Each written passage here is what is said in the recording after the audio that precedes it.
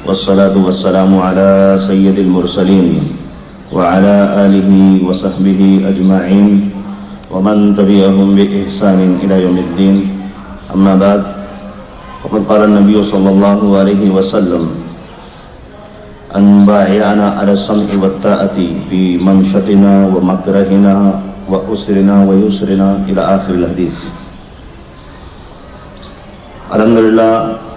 اللہ رب العالمین کا فضل و کرم اور اس کا احسان اور بے شمار درود و سلام اللہ کے نبی جناب محمد رسول اللہ صلی اللہ علیہ وسلم کے اوپر کہ ہم نے اللہ رب العالمین کی نعمتوں سے فائدہ اٹھاتے ہوئے طلب حدیث میں طلب علم میں حدیث کا سلسلہ جاری رکھا ہوا ہے. اور پچھلی دفعہ ہم نے صحابی رسول ابو درداء رضی اللہ تعالیٰ عنہ کی 9 وصیتوں کا ذکر کیا تھا جو اللہ کے نبی صلی اللہ علیہ وسلم نے حضرت ابو درداء رضی اللہ تعالیٰ عنہ کو دی تھی. ہمارے موضوع سے جو جڑا ہوا حصہ تھا جس میں اللہ کے رسول صلی اللہ علیہ وسلم نے فرمایا تھا کہ اپنے والدین کی اطاعت کرنا ہے، یعنی ان کی باتوں کو فالو کرنا ہے، ماننا ہے، چاہے وہ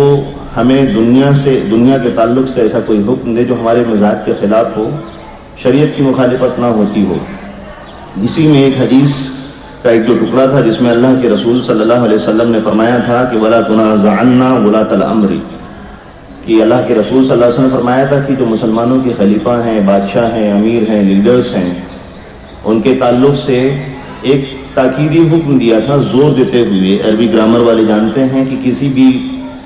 ایسا ورب جو فیوچر اور پریزنٹ اور فیوچر کے معنی میں ٹینس کے طور پر یوز ہوتا ہے جس کو فعل مضارع کہا جاتا ہے، تو اللہ رب العالمین اس پہ آخر میں نون تاکید کے لیے استعمال کرتا ہے. جیسے ہم 30ویں پارے کی ایک سورت کی آیت پڑھتے ہیں لَتُسْأَلُنَّ يَوْمَئِذٍ عَنِ النَّعِيمِ، اللہ رب العالمین نے فرمایا لَتُسْأَلُنَّ، تو لام بھی ہے نون بھی ہے آخر میں. تو ایسے ہی یہاں پر اللہ کے رسول صلی اللہ علیہ وسلم نے زور دیتے ہوئے کہا تھا کہ اپنے امیروں کی، اپنے ولاۃ امر کی، اپنے عمراء کی، اپنے خلفاء کی، اپنے ذمہ داران کی مخالفت نہیں کرنا چاہے آپ اپنے آپ کو حق پر پاتے ہوں. اس سلسلے میں عوام کے درمیان یا کئی لوگوں کے درمیان یا ایک گروپ ہے پورا، ان کے ذہنوں میں یہ چیز ہے کہ اگر کبھی بھی کوئی چیز ایسی نظر آتی ہے جو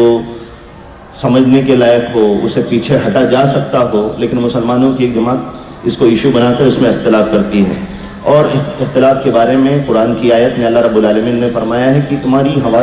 اکھڑ جائے گی، تم اندر سے کمزور ہو جاؤ گے. جب اختلاف ہوگا، دل بٹے ہوئے ہوں گے، مسلمانوں کی محبت آپس میں باقی نہیں رہے گی، مسلمان آپس میں ٹوٹے ہوئے ہوں گے، تو کبھی ضرورت پڑے گی اتحاد کی، یونٹی کی، تو ایسی صورت میں وہ چیز حاصل نہیں ہو سکتی ہے. اسی لیے اللہ کے رسول صلی اللہ علیہ وسلم نے یہ تعلیم دی ہے. امام نووی رحمہ اللہ نے بھی اس سلسلے میں یہی فرمایا ہے کہ ہاں ایک صورت ہے کہ جس میں ہم اپنے بادشاہ کو، اپنے امیر کو، اپنے حاکم کو روک سکتے ہیں، ٹوک سکتے ہیں جب تک کہ وہ حق کی مخالفت نہ کرتا ہو. حق کی یعنی اسلام کی ایسی چیز جو کفر تک پہنچانے والی ہو. حافظ ابن حجر رحمہ اللہ جو فتح الباری جو امام بخاری رحمہ اللہ کی کتاب ہے اس کے ایکسپلینیشن کرنے والے ہیں، انہوں نے بھی کہا ہے کہ لا یجوز الخروج علیہم ما دام فعلہم یحتمل التعویل، جب تک اس بات کی گنجائش ہے کہ ہمارا جو لیڈر ہے اس کا ایکسکیوز کیا جا سکے مناسب کہ ہاں یہ ریزن ہو سکتا ہے، اس وقت تک ہمیں اس کے خلاف خروج کرنا یا لڑائی کے لیے نکلنا یہ چیز اسلام اس بات کی اجازت بالکل نہیں دیتا ہے. حضرت عبداللہ ابن عباس رضی اللہ تعالیٰ عنہما اہل بیت رسول صلی اللہ علیہ وسلم سے امت کے فقیہ صحابہ کرام میں سے ہیں، اور وہ صحابی ہیں جن کے لیے اللہ کے رسول صلی اللہ علیہ وسلم نے دعا فرمائی تھی. آپ نے فرمایا کہ من رأى من امیرہ شیئا یکرہہ فلیصبر علیہ، جو اپنے امیر کی طرف سے اس طرح کی کوئی چیز دیکھتا ہو جو اس کو پسند نہ ہو تو وہ اس کے اوپر صبر کرے. فإنہ من فارق الجماعۃ شبرا، جس نے بھی اپنے امیر کی ایک بالش جو ہم ناپتے ہیں ایک ہاتھ سے پنجے سے، اللہ کے رسول نے فرمایا جس نے اتنا بھی مخالفت کیا فمات، عبداللہ بن عباس رضی اللہ عنہ فرمایا فمات الا مات میتۃ جاہلیۃ، تو وہ جاہلی موت مرا، یعنی اسلام سے پہلے کا جو دور تھا، اسلام سے جو پہلے کا دور تھا اس حالت میں اس کا انتقال ہوا. عبداللہ ابن عباس رضی اللہ تعالیٰ عنہ نے یہ بات فرمائی ہے.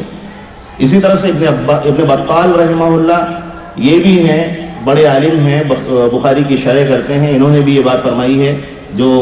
آپ کے سامنے بات رکھی گئی ہے کہ فی الحدیث حجۃ فی ترک الخروج علی السلطان ولو جارا،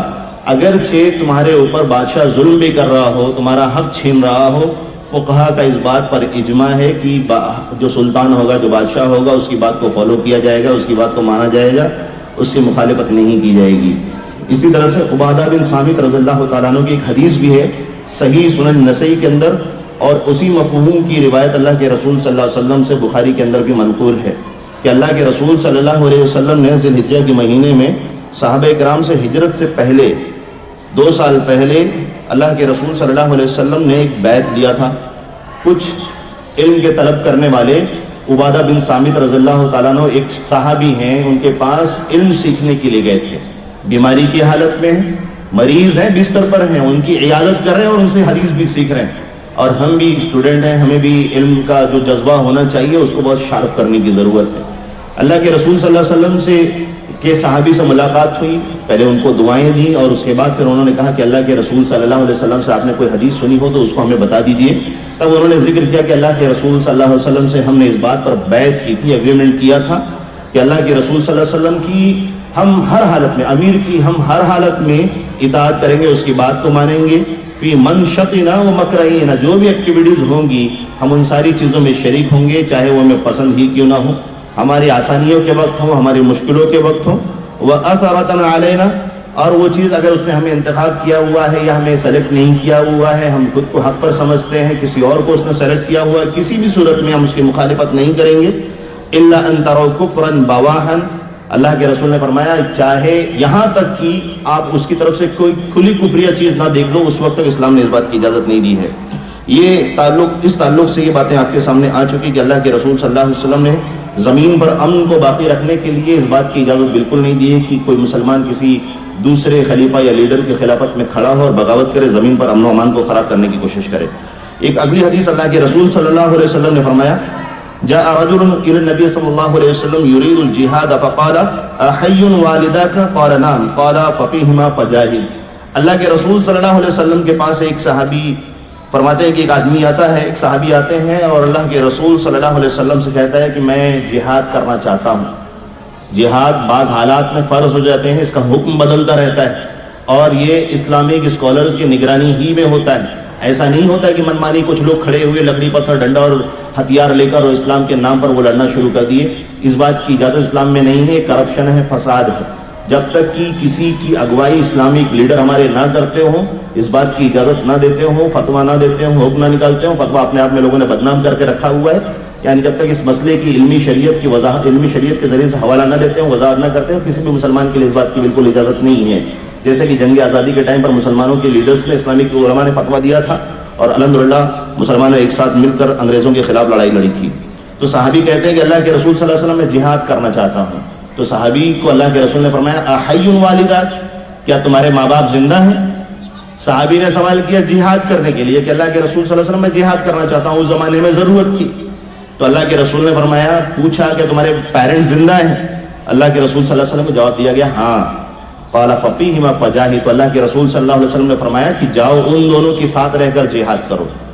آپ کی عمر ہو چکی ہے، امی ابو نے کوئی بات کہی، آپ کا خون 100 کی رفتار سے آگے بھاگ رہا ہے اور دماغ تک پہنچ گیا، آپ کا پارا چڑھ گیا، آپ نے صبر کیا، یہی جہاد۔ انہوں نے جو کرنے کے لیے کہا دنیاوی کام، آپ نے اس کی مخالفت نہیں کی، یہی جہاد ہے۔ اس لیے علماء اکرام کا فتویٰ ہے، اس پر متفق ہیں، انہوں نے کہا ہے کہ جہاد کے مقابلے میں پیرنٹس کی خدمت کرنا واجب ہے۔ اگر جہاد میں جانا ہے جب تک پیرنٹس اجازت نہ دیں تب تک آپ باہر پیر نہیں نکال سکتے، تو ہماری ذمہ داری ہے کہ ہم پیرنٹس کی اس حد تک خدمت کرنے کی کوشش کریں۔ اللہ رب العالمین سے دعا ہے کہ ہمیں کہنے سننے سے زیادہ اپنی شریف پر ہونے کی توفیق عنایت فرمائے، اور ایمان والے جہاں پر بھی پریشان ہیں، معصومین جہاں پر بھی پریشان ہیں، اللہ رب العالمین کی پریشانی کو دور کر دے، ان کے نقصان کو بھرپائی کر دے۔ آمین و آخر دعوانا ان الحمدللہ رب العالمین۔ السلام علیکم ورحمۃ اللہ وبرکاتہ۔